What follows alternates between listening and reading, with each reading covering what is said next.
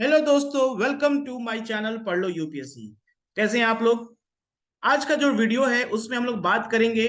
पहला जो टॉपिक है वो है सेनेगल। ठीक है, बहुत ही इंपॉर्टेंट टॉपिक है। ये हमारे एंशियंट हिस्ट्री से रिलेटेड है। ठीक है, एंशियंट हिस्ट्री से तो कह सकते हैं ये यूपीएससी पॉइंट ऑफ व्यू से काफी इंपॉर्टेंट होने वाला है। हो सकता है इस बार का मेंस एग्जाम में भी जीएस पेपर 1 में जहां पर आपको हिस्ट्री पढ़ना है और जीएस पेपर 2 जहां पर एक पॉलिटी गवर्नेंस की बात करते हैं, वहां पर इस क्वेश्चन यहाँ से एक क्वेश्चन बनने के चांसेस काफी ज्यादा हैं।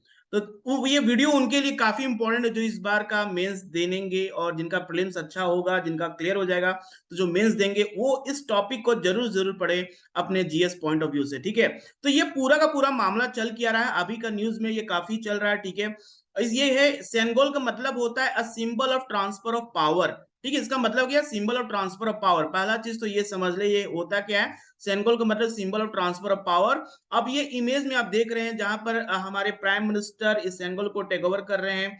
आप देख रहे हैं यहाँ से जो हिंदी लॉ जिसको कहते हैं head of the Hindu monasteries से तमिलनाडु में इनको हैंड ओवर कर रहे हैं और इस सेनेगल को ये पार्लियामेंट के लोकसभा में प्लेस्ड करेंगे, जो कि एक दर्शाया कि जो अभी का जो गवर्नमेंट है बेसिकली वर्क कर रहा है जस्टिस के ऊपर। जस्टिस हमारा मेन एम है। ठीक है, तो इस पूरे सेनेगल के कॉन्सेप्ट क्या है उसको समझेंगे। साथ में ये भी समझेंगे कि क्यों आज के टाइम में बीजेपी और कांग्रेस के बीच में ये इस बात का डिबेट चल रहा है सेनेगल को प्लेस्ड करने के लिए। ठीक है, तो पहले स्टार्ट करते हैं इस वीडियो का। सबसे इंपॉर्टेंट कि recently it was in news. तो न्यूज में क्यों रहा? क्योंकि रिसेंटली हमारे होम मिनिस्टर अमित शाह ने कहा था, he announce that historic Sengol will placed in the new parliament building by prime minister Narendra Modi to inaugurate on 28 May 2023। तो ये अभी का है कि न्यूज में कि 28 में आज ही है, जैसे कि इसको इनोग्रेट किया जाएगा पार्लियामेंट में। ठीक है, कर दिया गया अभी तक। और इसका ये सिंबलाइज करता है कि ये इसका जो इंपॉर्टेंस था सेनेगल का, जो एक एंशियंट हिस्ट्री, और जब इंडिया इंडिपेंडेंस हुआ था उस समय जब हमारे ब्रिटिश जो लास्ट वाइसरॉय थे माउंटबेटन, उन्होंने जब ट्रांसफर ऑफ पावर किया था, इंडिया को जब इंडिपेंडेंट बनाया था, तो इसी को ही रिप्रेजेंट किया था। इसी को देखकर जवाहरलाल नेहरू को कहा था कि नाउ अब आपके हाथ में इंडिया का पूरा पावर आपके हाथ में जाता है। तो ये एक सिंबल रिप्रेजेंट करता है कि हमारे कंट्री का जो सोवरेंटी है, जो हम एक सोशलिस्ट कंट्री है, जो हमारा इंडिपेंडेंस हुआ, वो इस सिंबल से रिप्रेजेंट होता है। तो हमारे प्राइम मिनिस्टर कह रहे हैं कि ये एक तरह का वॉकिंग स्टिक था जिसको इलाहाबाद के म्यूजियम में रखा हुआ था। इसका जो इंपॉर्टेंस था अब जाकर यहाँ पर लोग जानेंगे इसके बारे में। इंडियन लोग जान पाएंगे कि सेनेगल होता क्या है, जिसको काफी सालों से, काफी 70 सालों से इलाहाबाद के म्यूजियम में रखा गया था, जिसका कोई इंपॉर्टेंस नहीं था। अब इसको न्यू पार्लियामेंट में रखकर इस बात को दर्शाया जाएगा कि ये किस तरह का सिंबॉलिक स्टिक है। ठीक है, so what is a Senegal? पहले तो सेनेगल समझते होता क्या है। तो Senegal is a sceptre. Sceptre मतलब हो गया जैसे कोई पुराने राजा जब भी कोई नए थ्रोन पे बैठते थे तो उनके हाथ में आप देखते होंगे एक तरह का स्टिक होता था। ये स्टिक स्मॉल भी हो सकता है, लंबा भी हो सकता है। ठीक है, और ये स्टिक रिप्रेजेंट ये किसके हाथ में होता था? जो कि राजा होते थे, जो सबसे सुप्रीम अथॉरिटी होता था उसके हाथ में ये होता था। तो ये एक तरह का सेप्टर्स, इसी को सेप्टर्स कहते हैं। ये सेनेगल है, एंशियंट से लेकर अभी तक का यही बताता है कि जो भी एक नया पावरफुल होता है, जो एक नया पावर में आता है, वो इस स्टिक को अपने साथ रखता है। ठीक है, which is primarily made of gold and silver. So इसको Bumidi Bangaru Chetty, a celebrated jeweler of then Madras, had meticulously crafted a magnificent Senegal that will be displayed in the new Parliament building. तो ये बनाया किसने था?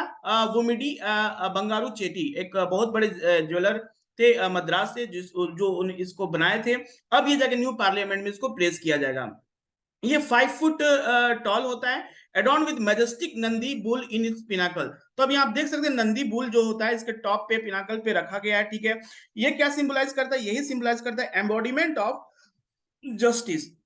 Okay, represent embodiment of justice, ये justice को represent कर रहा है। तो ये क्या दर्शाता है कि जो न्यू पार्लियामेंट है, उस न्यू पार्लियामेंट में से जो भी प्रोसेस, जो भी काम होगी, जो भी यहाँ लोग बैठेंगे पार्लियामेंट, लोकसभा राज्यसभा में, वो जस्टिस के ऊपर ज्यादा ध्यान देंगे। किसी इकोनॉमिक जस्टिस, जैसे हमारा प्रियम्बल में दिया हुआ economic justice, social justice, political justice, इन सारे जस्टिस के ऊपर वो फोकस करेंगे। जो भी बिल बनेगी, पास होगी, जो भी एक्ट बनेगा, जो भी नए नियम बनेंगे हमारे कंट्री में हमारे लोगों के लिए, वो पूरी तरह से जस्टिस को सिग्निफाई करेगी। ठीक है, तो इसका रिप्रेजेंट होने का ये मतलब है। ठीक है, इसके बाद हम लोग बात करेंगे एक छोटा सा स्टोरी यहाँ पर।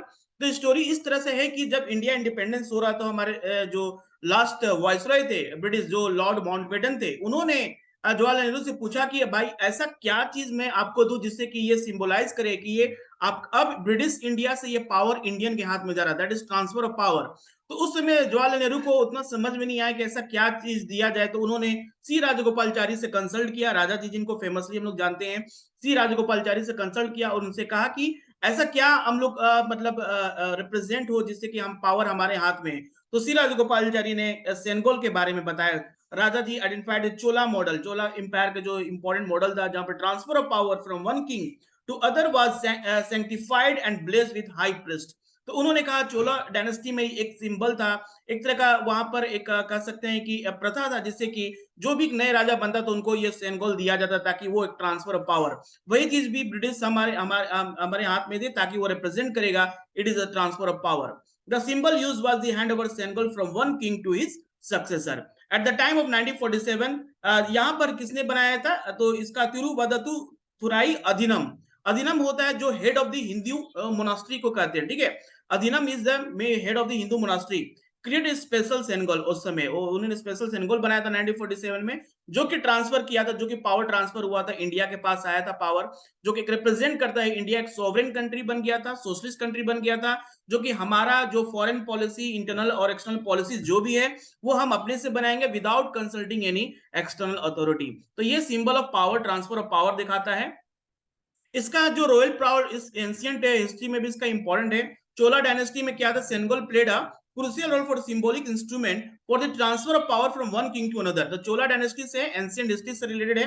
ये सिर्फ चोला डायनेस्टी से ही लिंक नहीं है, इवन बहुत सारे हिस्टोरियंस कहते हैं समुद्रगुप्त का जो क्वाइंस था, समुद्रगुप्त जो गुप्ता एम्पायर के बहुत ही फेमस, जिनको हम लोग नेपोलियन ऑफ इंडियन नेपोलियन भी कहते हैं, ठीक है, उनका जो क्वाइंस था उन क्वाइंस में भी इसका सिंबल, सेनेगल का सिंबल्स देखने को मिलता है। तो ये एंशियंट हिस्ट्री से कह सकते हैं कि मेडिवल में भी चला, ठीक है। This practice was carried out by Rajaguru, okay, to the court priest signifying the divine approval of the new monarch.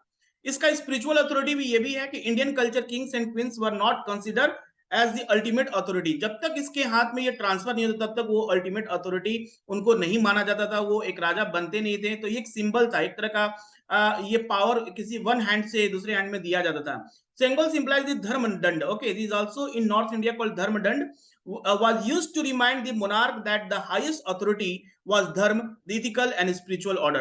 तो ये दिखाता है कि जो सबसे सुप्रीम बॉडी होती है, जो सबसे सुप्रीम अथॉरिटी होती है, जैसे हमारे कंट्री में जो गवर्नमेंट है सबसे सुप्रीम अथॉरिटी है, उनका मेन काम क्या है, धर्म के प्रति बात करना, इथिकल स्पिरिचुअल ऑर्डर, इथिकल और एक जस्टिस के ऊपर बात करना, that represent this Sengols as a symbol.